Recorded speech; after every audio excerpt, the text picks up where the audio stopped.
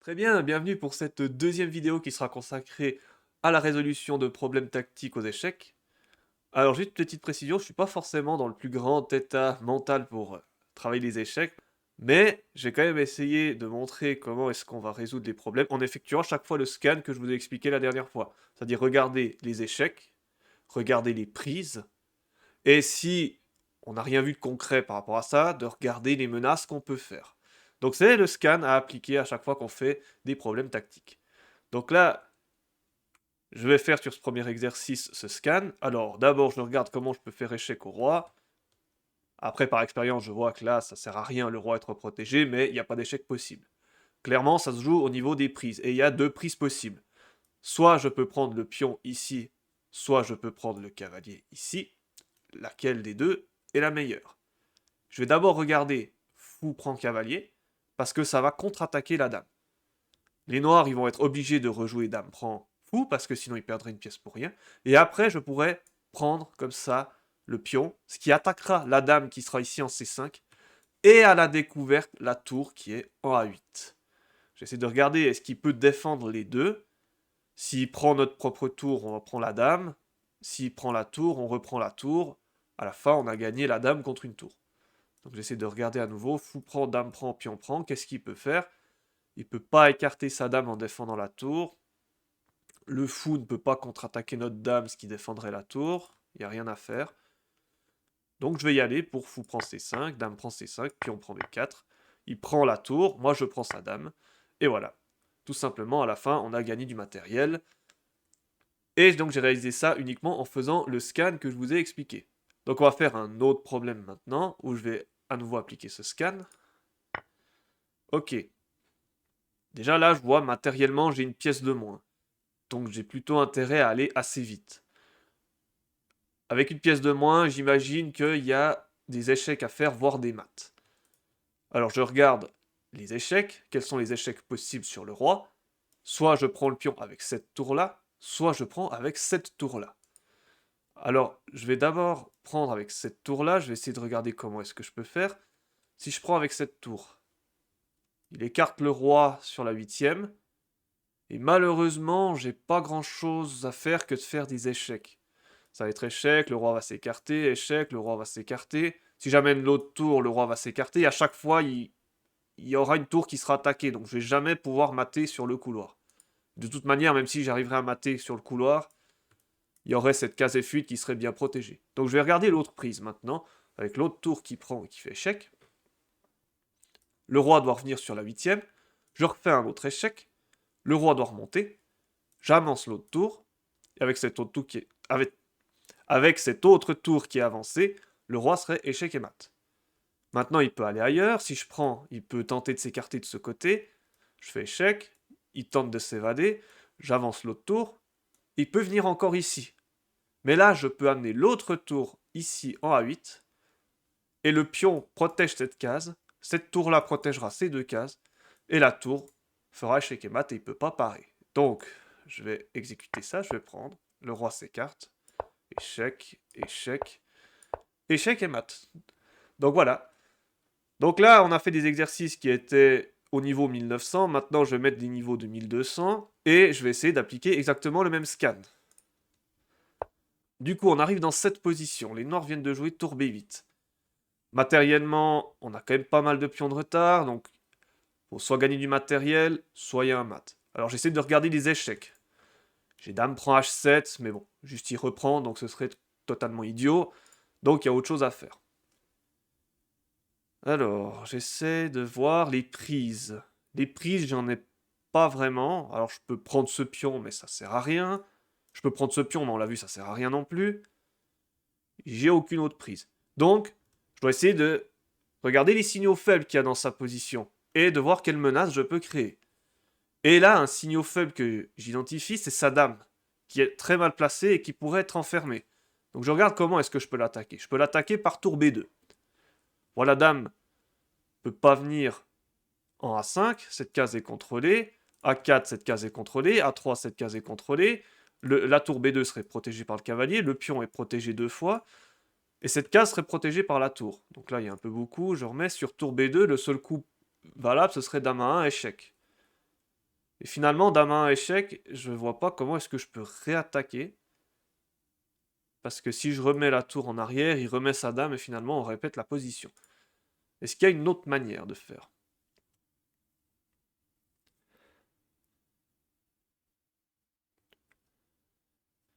Donc là, je vais réfléchir un petit peu. Parce que je vois pas d'autre manière d'attaquer cette dame. Donc est-ce que c'est vraiment ça la menace? J'en suis plus tant sûr. Autre menace que je peux tenter, c'est dame G3.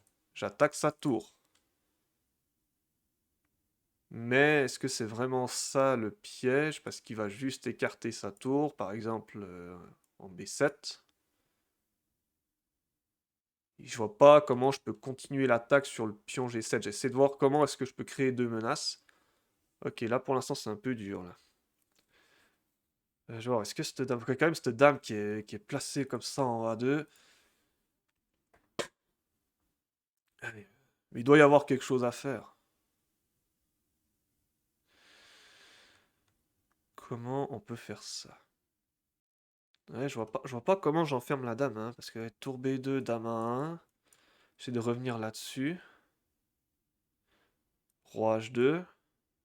Je me dis, sa dame en 1 n'a plus beaucoup de cases, mais quand même, il pourrait revenir. Ouais, déjà, il peut venir en C1. Et en C1, il arriverait à s'en aller, donc. Je pense pas qu'on arrive à enfermer la dame dans cette position.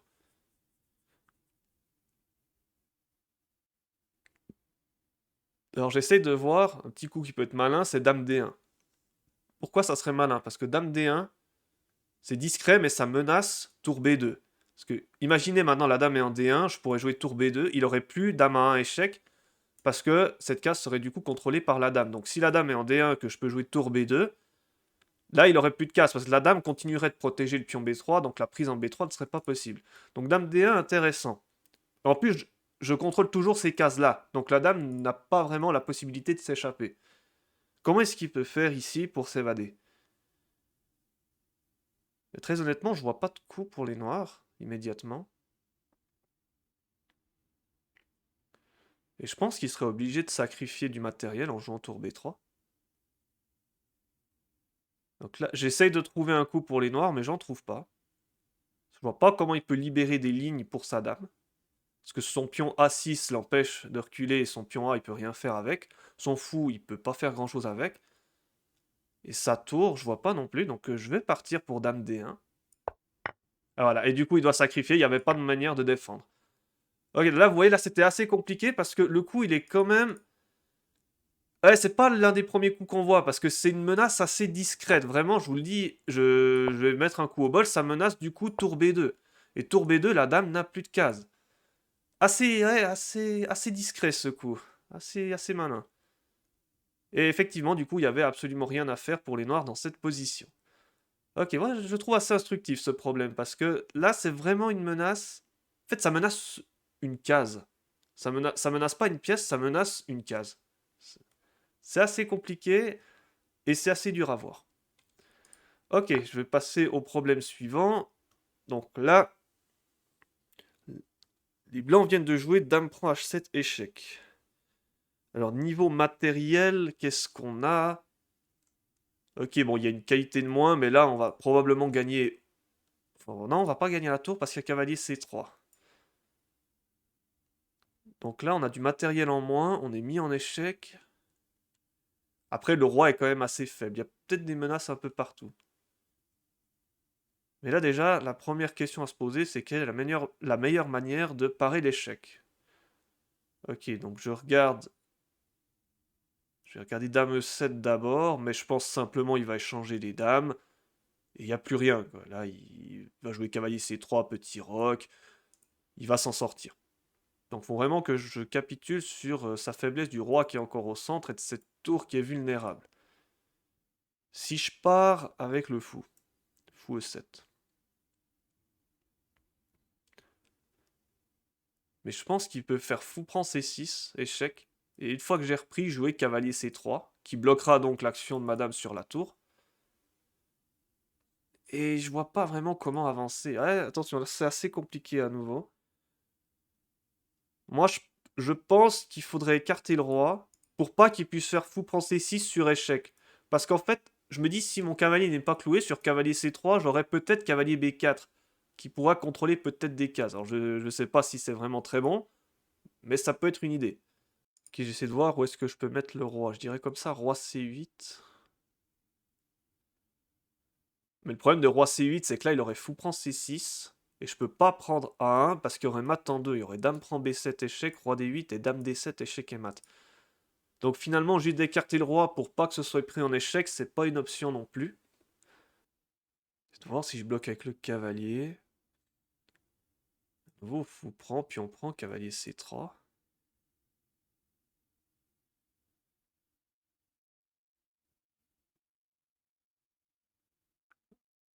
Et je vois pas comment je continue.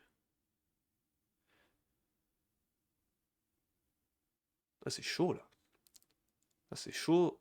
Ah! Ah, j'ai peut-être compris. À nouveau, la dame. Ah, la dame, à nouveau, qui a plus beaucoup de cases. Attendez, je crois que j'ai compris. Je pense que c'est fou E7 le coup. Parce que sur fou prend C6, pion prend C6, cavalier C3, il y a tour H8. La dame protège la tour, ce cavalier, je vais faire en rouge, empêche la dame de pouvoir sortir par là. Et la dame n'a plus de cases. Ah ouais. Attendez, donc je regarde fou E7. Fou prend C6, pion prend C6, cavalier C3, tour H8. La dame n'a plus de cases. Et il peut pas contre-attaquer. Ah d'accord. Ouais, non, là, ils sont chauds les problèmes quand même. Là, ils sont difficiles. Donc je vais jouer. Ah, peut-être c'est faux, hein, je sais pas. Ok, il fait cavalier C3, tour H8, et il sacrifie. Ah ouais, ok. Très très instructif. J'ai pas identifié cette faiblesse-là tout de suite. Ah ouais, c'est dur parce que c'est finalement la pièce qui nous fait peur et finalement c'est une faiblesse parce qu'elle a plus de cases. Ah ouais, puis on a ouais, ce signal-là et si par ça c'est sa dame qui est mal placée. Ah ouais, ok, donc ça c'était très très dur. C'était vraiment très dur. Ok, je vais tenter de faire un problème qui est au niveau supérieur. Je vous garantis pas que je le réussisse parce que vous avez bien vu, j'ai eu de la peine sur ces problèmes. Donc je vais voir vraiment sur un problème à 2005, est-ce que je vais y arriver? Et ben c'est ce qu'on va voir. Ok, donc il fait tour E4. Ok, donc c'est le bordel là, parce que il y a cette batterie. Donc je peux pas prendre la tour, déjà premier truc que je regarde, parce que sinon il y a dame G7 mat. Donc je vais appliquer mon scan. Donc la prise, j'ai vu, ça marche pas. Autre prise qui en plus fait échec, tour prend F1. Mais là il fait juste roi prend F1. Ouais, j'ai peut-être fou H3 pour continuer, mais ça peut être pas mal.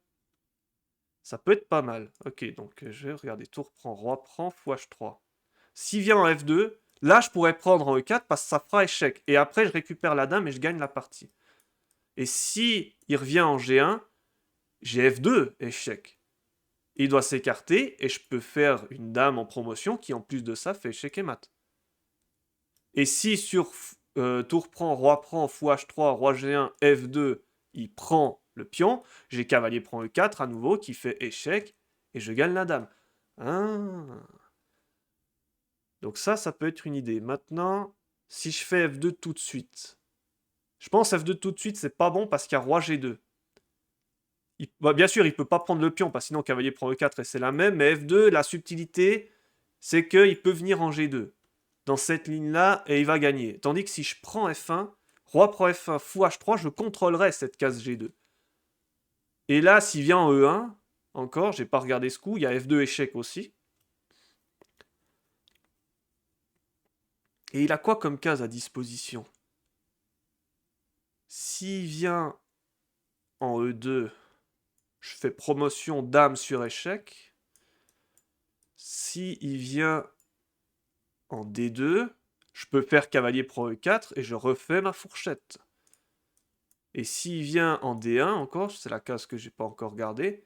Donc bien sûr, s'il prend, c'est la même chose qu'avant. Et encore D1, bah, je refais promotion. Il bloque l'action. Et il y a quoi matériellement ici? Il y a une pièce de plus. Ouais, il y a une pièce de plus pour les noirs. Ouais, je vais partir là-dessus, je pense que c'est ça. Tour prend, fou H3, roi E1, F2, et c'est ça. Ok, donc là je vais juste montrer, s'il prenait le pion, c'était K, il prend E4, échec. Je vais mettre l'ordinateur cette fois. Tac. S'il venait en D2, c'est cavalier prend E4 échec également. S'il vient en D1, c'est promotion sur échec. Et sur tour E1, là, voilà, il y a un peu tout qui gagne. Ouais. J'ai pas regardé beaucoup plus loin parce que il n'y a plus de menace pour les blancs, j'ai juste à écarter la dame. Et finalement, il n'y a rien, tant que le cavalier est là, ça bloque les actions sur le roi adverse, sur mon propre roi.